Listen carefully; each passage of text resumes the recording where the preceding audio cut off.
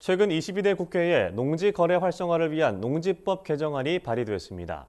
앞서 정부도 농지 이용 규제를 합리적인 방향으로 손보겠다고 밝히면서 농지 규제 완화 흐름이 지속될 것으로 보이는데요. 이 같은 규제 완화 움직임과 비교해 농지 보전을 위한 대책은 미흡하다는 지적도 나옵니다. 이은영 기자가 전합니다. 22대 국회가 시작한 지 한 달도 지나지 않아 농지법 개정안이 발의됐습니다.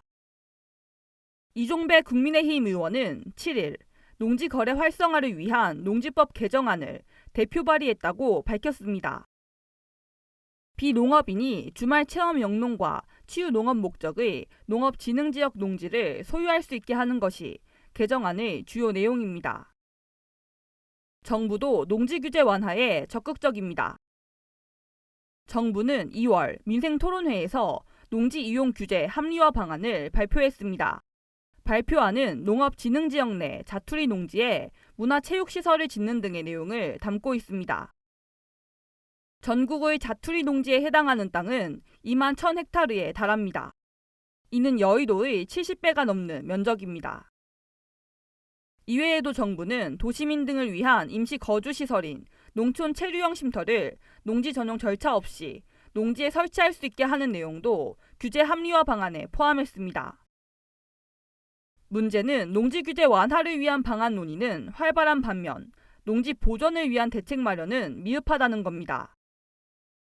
통계청의 조사 결과에 따르면 지난해 전국 경지 면적은 151만 2천 헥타르로 전년 대비 1.1%인 1만 6천 헥타르가 감소한 것으로 조사됐습니다.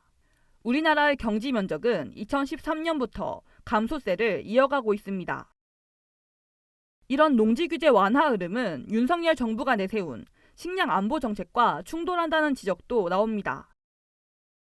식량 주권이라는 표현을 했어요.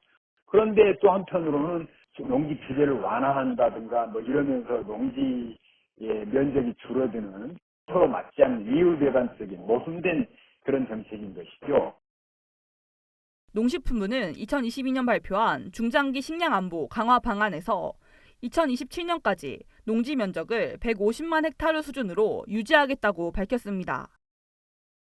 하지만 현재 정부가 적극적으로 농지 규제 완화 정책을 추진하는 상황에서 농지 면적 유지 목표 달성은 요원해 보입니다. MBS 이은영입니다.